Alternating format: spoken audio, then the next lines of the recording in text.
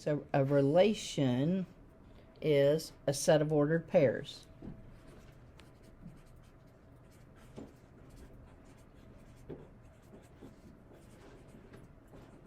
Okay, so as soon as I say a set of ordered pairs, that means we're going to have set brackets. Okay, and you know what ordered pairs are? Ordered pairs are the points that we plot on a coordinate plane. They've got little parentheses around them, that sort of thing. All right, so it's going to look like the curvy set brackets. Inside there is then going to be ordered pairs. So maybe say 3, 5, and then maybe say 2, -1, 6, -8, -5, -4.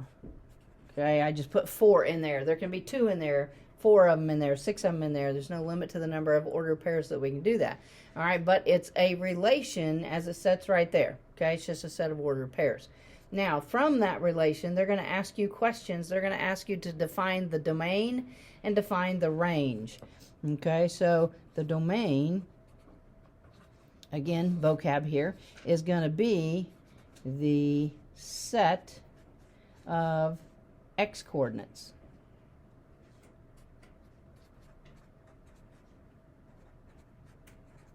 All right, so we know what an ordered pair is, and we know, hopefully, all right, the ordered pair. Anthony, put your laptop up, or I'm going to take it away from you.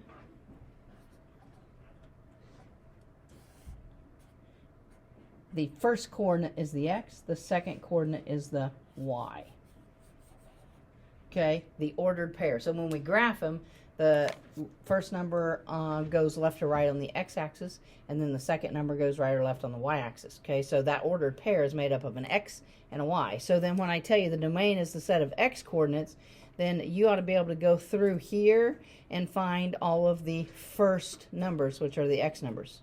Okay, and if it says set, that means you got to use the little set squirrely brackets. So the domain, capital D for domain, is equal to the set brackets, and then pick every one of the x's. So pick the 3, and then the 2, and then the 6, and then the -5.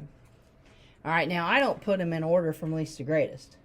All right, you're less likely to make a mistake if you go through there and you just pull them out left to right as you look at the problem, left to right, pull them out. In Math Excel, you got to pay attention to the directions. They may want you to put them in order from least to greatest. All right, so if you pull them out left to right and it counts them wrong, then go check to make sure you didn't type the number wrong. All right, but then if they want you to try it again, put it in order from least to greatest just to make sure. Okay, the other question they're going to ask you is they're going to ask you to find the range. Okay, the range is going to be the set of y coordinates. Okay, so knowing that the second number is the y, you got to be able to look at all those ordered pairs, and you got to be able to pull those y coordinates out. All right, again, it's got the word set in it, so that means that should tell you, hey, I got to have those little set brackets around it. Range starts with an R, so we're going to call it capital R is equal to little set brackets. Pull out all your y's. So there's 5, there's a -1, there's a -8, and there's a -4. All right, and again, that's the way I do it every time. Go left to right. That way you're less likely to miss one. Okay, so real straightforward question on domain and range when given a relation. Okay, then from there, they could also ask you to identify the domain and range, but not give you a relation.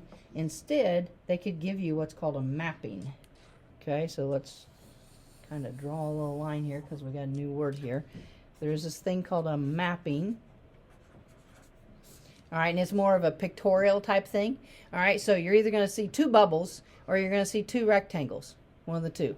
All right, I'm just going to use bubbles. Okay, so you'll see a bubble, and then you'll see another bubble, or 2 rectangles. All right, and then inside the first one, you'll have some numbers. So like maybe a -1, a 3, maybe an 8. And then over here, maybe a 2, a 7, and maybe a 5. All right, then you will see arrows that have already been drawn out. So in other words, the numbers in the first bubble are mapped to what's in the second one. So maybe the -1 is mapped to the 2. Maybe the 3 is mapped to the 5, and the 8 is mapped to the 7. So you're going to see a bunch of arrows drawn across. Okay? Now, if they're really nice to you, they might even label the bubbles, and they might label this one X and they might label this one Y. All right, they don't have to label them, but if they do label them, then they basically have already separated the domain and range for you. All right, your domain is what? The values that are X. Your range is the values that are Y. So if they said find domain and range, I could do that. Domain would be these numbers inside the set bracket. So you'd write down -1, 3, and 8. Again, pretty straightforward. Okay. If you wanted to find the range, well, the range are the Y's. They've already grouped them together for you. You'd write down 2, 7, 5. Okay, so it doesn't matter what format they give it to you, and they might give it to you in this format. They might give it to you in a mapping. Okay, but you just have to memorize domain is all the X, range is all the Y's. Okay, so pretty simple so far? Yeah. Okay, now, I said that we're going to talk about relations and functions. All right, so the deal is we move on into Algebra 1, Algebra 2, pre-calc, that sort of thing. Everything centers around this word function. It has to be a function for us to do almost anything with, all right, as far as especially in calculus goes. So we're going to learn how to determine whether or not it is a function. So first of all, let's define function. Okay, so function, a relation that has a one-to-one relationship.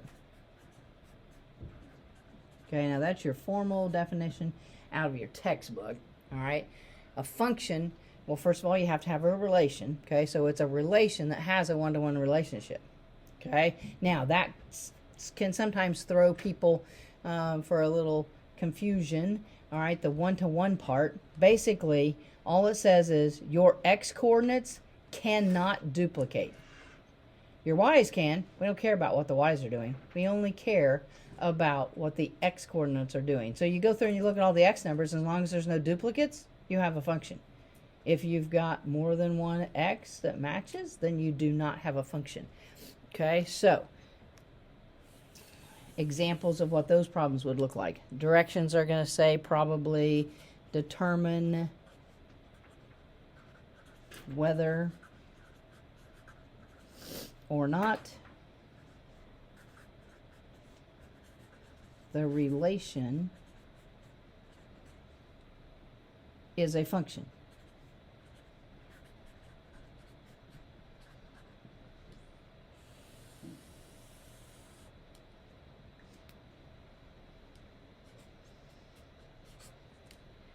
They will give you a relation. Okay, so I'm going to set up a relation. It's going to be a set of ordered pairs. So let's say 4, 5, -2, -1, 3, 8. Let's make it relatively short so we don't have a lot to write down. So as long as you know a function is one-to-one, and that means none of the x's can be duplicated. So basically, you just have to go through and look at all your x-coordinates. All right, well, where are your x-coordinates? Your x-coordinates are the first one, so there's 4. There's a -2. There's a 3.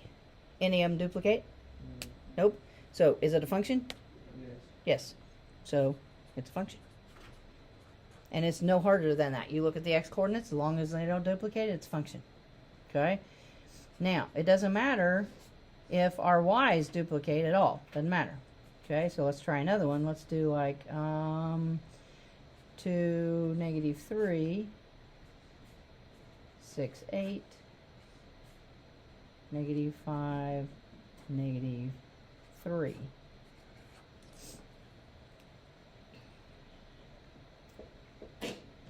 The only thing you're focusing on is your x-coordinates. The only thing you're focusing on is your x-coordinates. All right, so my x-coordinates are a 2 and a 6 and a -5. So is it a function? Yes. Does it matter that there are 2 -3s? No. The fact that this is a -3 and this is a -3 has no bearing on it. I don't care that they match. It doesn't matter. Don't look at the y's. All you got to do is look at the x's. All right, so we'll do one more just because we haven't done one that's not a function yet. All right, so then if I had 6, 2, -3, -1, let's give us several of these. Let's do 4, 5, because we haven't done a very long one here. Let's do 6, -8. All right, the number of ordered pairs that I put inside doesn't matter. I can put as many in there as I want. Okay, the deal is, go through, look at your x's. Here's an x, it's 6. Here's an x of -3. Here's an x of 4. Here's an x of 6. Duplicates, so it's not a function. The 2 6's duplicate. That's what makes it not a function. So you write down, not a function. All right, so again, pretty simple. Okay. All right, whether something is or is not a function. Now, this is assuming that they always give you a relation. Okay, every one of these problems, I had a relation, a set of ordered pairs. They don't have to give it to you numerically. They can give it to you in a graph, in which case you have to do something called a vertical line test. All right, so I said it was going to be a lot of vocab. Okay, so here's some more vocab. We're going to have something called a vertical line test.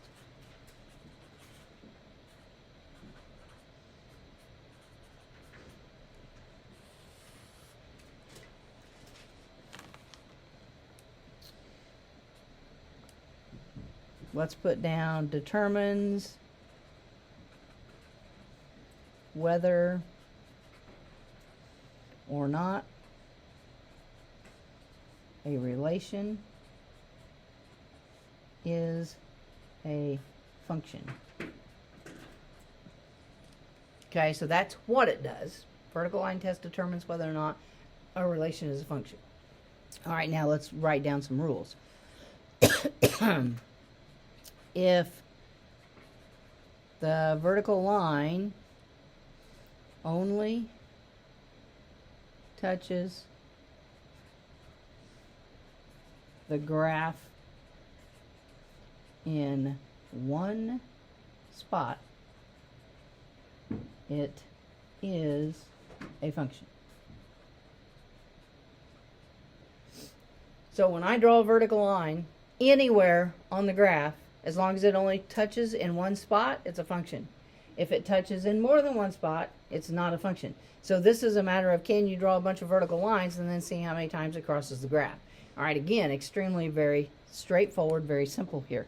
Okay, so if I gave you a graph, all right, we're going to put them all on our coordinate planes.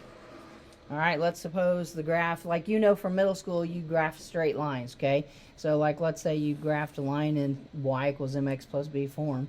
All right, so there's my line.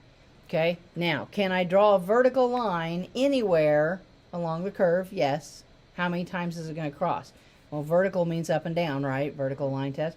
So if I draw one here, it crosses one time. If I draw it here, it crosses one time. Is it ever going to cross that line more than once? No. No. All right, so is that a function? Yes, because every time I drew a vertical line, it only crossed it one time. So yes, this is a function. Okay, now what you don't know is there are other shapes and things that we can graph. We can graph these things called parabolas. We could graph horizontal and vertical parabolas. We could graph circles. So there's lots of other types of graphs that they could show you. All right, but let's say they graph a circle.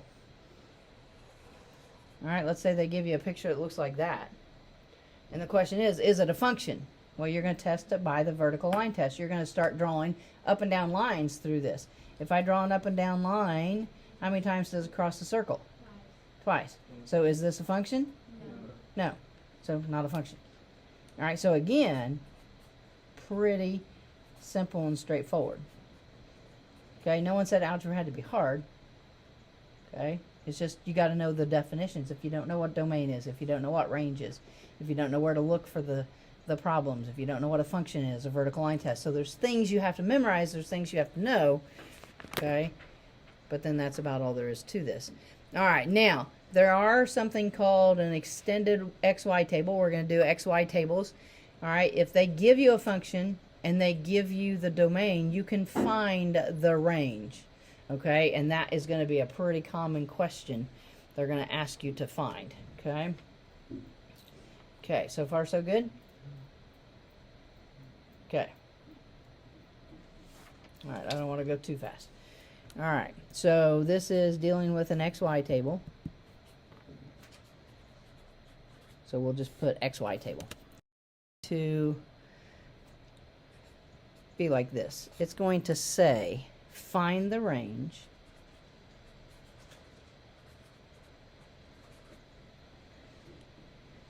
for the given domain. Okay, so there's your directions. Find the range for the given domain. And what they're going to give you is they're going to give you something like y equals 5x minus 2. Okay, y equals 5x minus 2. We recognize that. That's slope-intercept form, or I'm hoping you do from middle school. Then they're going to tell you the domain maybe is a negative 1, 0, 1, 2. So you have to find the range. All right, so if the domain is the x values, that means we're going to plug these in for x, and then we're going to figure out what comes out in y.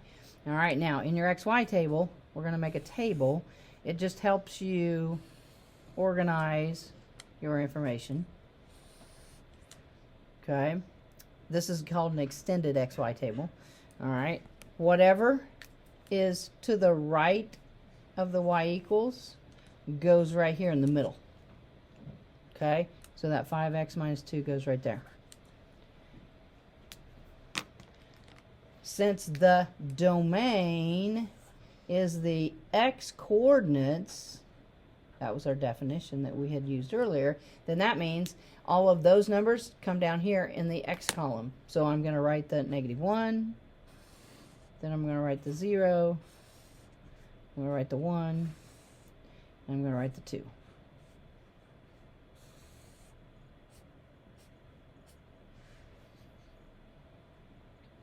If I want the range, we had said earlier that the range is the y coordinates, right?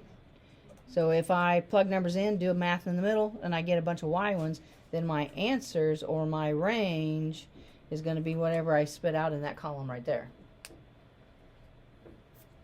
So we're going to take this negative 1, we're going to plug it in for x. So I will have a 5 times a negative 1 minus 2. All right, now some of you are going to be able to do that in your head. Okay, if not, and you need a second line down here, that's okay. 5 times negative 1 is negative 5, minus 2 is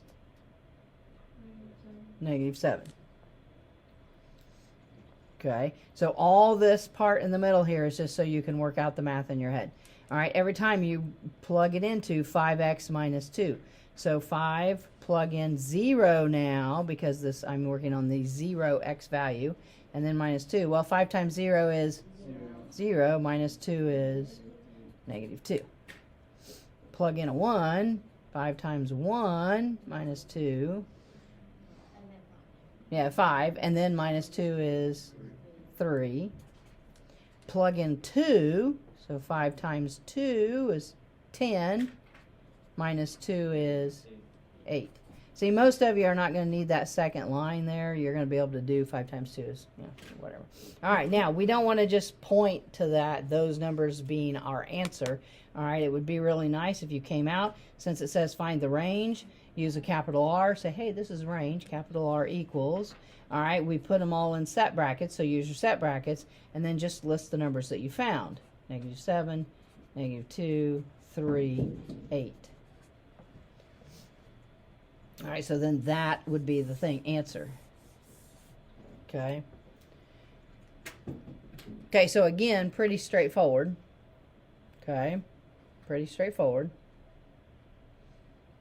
Yes, Carter. We have to put the x and the y together and then put negative 1, like in parentheses, negative 1 and negative 7. Yeah, when we go to graph these, we will. We'll put that together and make the ordered pair negative 1, negative 7. And then we will put this together and make 0, negative 2. And we'll put this together to make 1, 3. And then we'll put this together to make a 2, 8. And then if we were graphing, which is probably what you did in the middle school, then you plotted all those points, and it should be in a straight line. Should be, hopefully, assuming you plot them right. But that's not this lesson. So yes, we will not have to do that in this lesson. But yes, that will happen. Okay. All right, and then let's look at some function notation. All right, because this is more along the lines of your Algebra 1, okay? So they want to introduce something called function notation. All right, now we just did one. We just did, I'm even going to write it right here. Y equals 5x minus 2. We just did that one. Y equals 5x minus 2. That right there is in slope-intercept form. It's got an x in it, it's got a y in it. All right, that's not function notation. All right, if I replace this y with an f of x, now all of a sudden I have function notation. So this is function notation.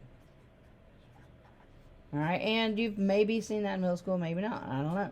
All right, it tells me that the name of this function is f. I wouldn't have had to have used an f there. I could have used g of x. I could have used h of x.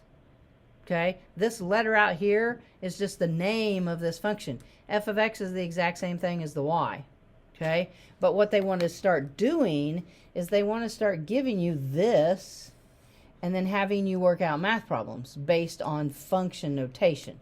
All right, so that's just kind of a little introduction to what function notation is. All right, now let's suppose that you are given two functions, all right, with two different names. Let's say you're given an f of x function, and maybe that one is a 5x plus 3. And then let's say you're given a g function, and maybe it's a 2x minus 4. All right, they can give you two different functions. This is the f function, this is the g function. They can ask you to do a whole lot of things with this function notation, but right now I think they're just going to have you evaluate or find.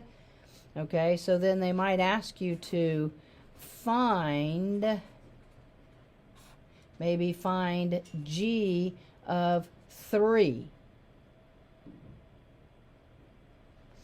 What this tells you to do is to take the number 3 and put it inside the g function. That's what it's telling you to do. Well, this is the g function. The g function is 2x minus 4. There's only one place to put the 3 in. I'm going to put the 3 in for the x. So you've done evaluating expressions. You have worked out expressions, and you've plugged numbers in for x. So now the only difference is the notation of what it looks like. All right? You understand how to put 3 into that and work it out. And that's, but you have to understand that's what g of 3 means. Excuse me. All right, so what I'm going to do is I'm going to take this, all right, and I'm replacing it with the x, replacing the x. Okay, so I'm going to go 2, because that's there, replace the x with a 3, times 3, because the 2 in front of the letter means times, all right, and then minus 4. All right, and then I'm just going to work out the math. 2 times 3 is 6, minus 4, 6 minus 4 is 2. So pretty straightforward. All right, and the reason that they can give you two functions, well, technically, let's do another one. I could say if I wanted to really be complicated, all right, this is about as complicated as it's going to get right now. I could say find f of 2 plus g of 2. I could ask you to find two things. This tells you to put 2 in the f function. This says put 2 in the g function, and then whatever you get, add them up. Okay, so again, my f function is over here, and the only place to put in a value is the x right there. So I'm going to take this 2, and I'm going to put it in for that. So this part right here is going to be a 5 times the 2 plus a 3. All right, that's the f part. Then there's a plus sign that comes down. And then now I'm going to take 2 and put it in the g function, because the g, 2 into g. So I'm going to go 2 times 2 minus 4. I'm just going to work all that out.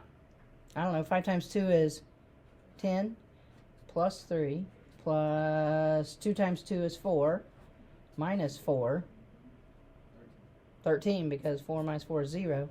Overall answer is 13. Okay, so they're going to start introducing this function notation thing. That letter tells you where to plug the 3 into. Okay, plug it in there. This f tells you to plug it into the f function. Okay, So again, nothing too hard and nothing you haven't already done because you've taken numbers for variables and plugged them into algebraic expressions. So this should be relatively simple. All right, do we have any questions?